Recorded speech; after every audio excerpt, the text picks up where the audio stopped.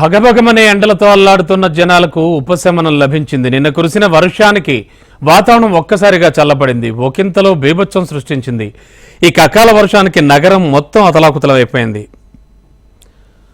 రాజధాని నగరంపై ఆకాశం ఒక్కసారిగా ఉరిమిందా అన్నట్టు భారీ ఈదురుగాలులతో ఉరుములు మెరుపులతో భారీ వర్షం కురిసింది.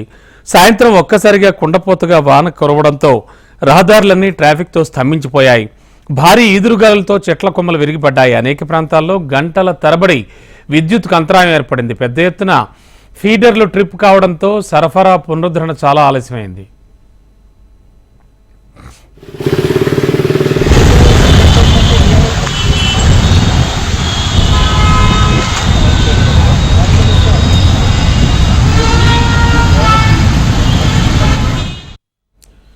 హైదరాబాద్ నగరంలో రికార్డు స్థాయి వర్షపాతం నమోదైంది. రాష్ట్రంలో అత్యధికంగా మియాపూర్లో 13.3, కూకట్పల్లిలో 11.2 సెంటీమీటర్ల వర్షం కురిసింది. అలాగే చందానగర్, సికింద్రాబాద్, లింగంపల్లి, కుత్బుల్లాపూర్, బాలానగర్, శేర్లింగంపల్లి, ఖైరతాబాద్, అమీర్పేట్, కూకట్పల్లి ప్రాంతాల్లో జోరు వాన కురిసింది. రహదారుల్లో వరద కారణంగా రాకపోకలు నిలిచిపోయాయి. సాయంత్రం కార్యాలయాల నుంచి ఇంటికి వెళ్లలేక ఉద్యోగులు రోడ్లపై వరద నీటిలో తీవ్ర అవస్థలు పడ్డారు. ముఖ్యంగా ఐటీ ప్రాంతంపై వర్షం తీవ్ర ప్రభావం చూపింది. సాయంత్రం 6 గంటల నుంచి పలు రహదారుల్లో ట్రాఫిక్ స్తంభించింది. రాత్రి 9 గంటల ప్రాంతంలో దుర్గం చెరువు, టీ హబ్, రాయదుర్గం, మెట్రో, మై హోమ్, భూజా నుంచి బయోడైవర్సిటీ మార్గంలో వాహనాలు ఎక్కడికక్కడే నిలిచిపోయాయి.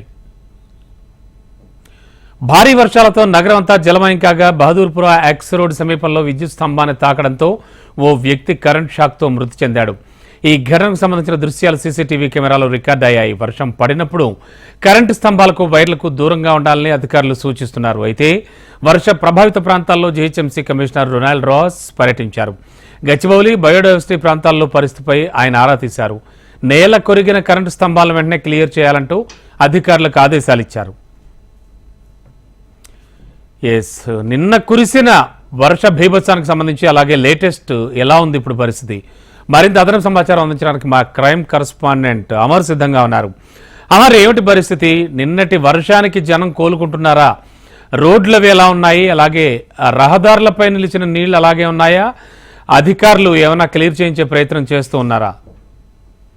రమణబాబు, హైదరాబాద్ వ్యాప్తంగా నిన్న అకస్మాత్తుగా కురిసిన వర్షానికి పూర్తిగా వానతో ఇటు మొదట చిరుజల్లులతో మొదలైంది, ఆ తర్వాత జడివానగా మారింది. పూర్తిగా వర్షానికి రోడ్లపైకి నీరు చేరడం, మరోవైపు ఈదురుగాలు ఎక్కువగా వీయడంతో పూర్తి స్థాయిలో రోడ్ల మీద చెట్లతో పాటు కొన్ని స్తంభాలు కూడా విరిగి పడిపోయిన నేపథ్యం అయితే ఉంది. ప్రస్తుతానికైతే వాటన్నిటికి కూడా నిన్న సాయంత్రం నుంచి కూడా వర్షానికి ఏవైతే నష్టపోయిన ఉంటాయో ఇటు చెట్లు కావచ్చు, వీటికి సంబంధించి స్తంభాలను కూడా వాటిని పునరుద్ధరించే పనిలో ప్రస్తుతం జిహెచ్ఎంసీ అధికారులు నిమగ్నమయ్యారు. చాలా చోట్ల కూడా కొంతమందికి ఇండ్లు కావచ్చు, పెంకుటిండ్లు కావచ్చు, మిగతా కొన్ని ఏరియాల్లో చెట్స్ వీటన్నిటి కూడా వర్షం దాటికి, ఈదురుగాలు, వడగంట దాటికి కూడా ఇప్పటికే ధ్వంసమైన నేపథ్యం అయితే ఉంది. ప్రస్తుతానికి వీటన్నిటి కూడా నష్టం సంబంధించి కూడా బాధితులంతా గగ్గోలు పెడుతున్న నేపథ్యం అవుతుంది. ఒకవైపు ఇటు చాలా చోట్ల కూడా ఇబ్బందులు, వాహనదారులు కావచ్చు, పబ్లిక్ చాలా ఇబ్బందులు పడ్డ పరిస్థితులు అయితే నెలకొన్నాయి.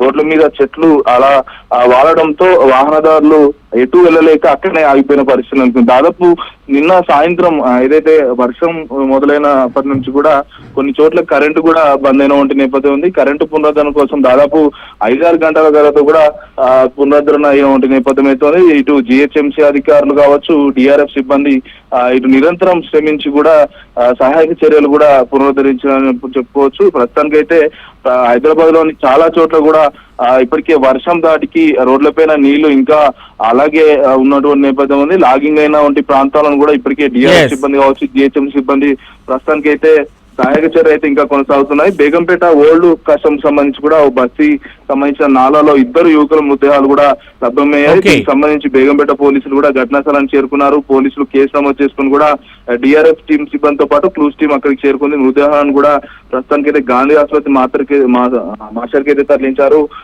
మరోవైపు బహదూర్పుర ఎక్స్ రోడ్ లో కూడా అక్కడ కరెంటు స్తంభం ఏదైతే రోడ్డు దాటుతున్న వ్యక్తి ఎవరైతే ఉంటారో ఆ వ్యక్తి కరెంటు స్తంభాన్ని పట్టుకోవడంతో ఒక్కసారి అక్కడికే మృతి చెందిన నేపథ్యం అయితే ఆ సీసీ ఫుటేజ్ చూస్తే కూడా ఒకసారి గమనించవచ్చు. పూర్తి స్థాయిలో ఇలా ఏదైతే వ్యక్తి మృత్యువాత పడడం, ఆ తర్వాత అతనికి సాయం చేయడానికి ఇంకో మరో వ్యక్తి వెళ్ళడం, ఒకసారిగా విద్యుద్ఘాతానికి గురి కావడంతో అక్కడ అతనికి ఏ సాయం చేయలేక కూడా మరో వ్యక్తి బయటికి పారిపోయినటువంటి నేపథ్యం అయితే ఉంది. ప్రస్తుతానికి అయితే మృతదేహాలను ఇప్పుడు బేగంపేట సంబంధించిన 2 మృతదేహాలను కూడా గాంధీ ఆసుపత్రికి పోస్ట్ మార్టం నిమిత్తం అయితే తరలించారు. ఇంకా GHMCతో పాటు DRF సిబ్బంది ప్రస్తుతానికి సహాయక చర్యలు అయితే చేపడుతున్నారు Ramana Babu. Okay, thank you Amar.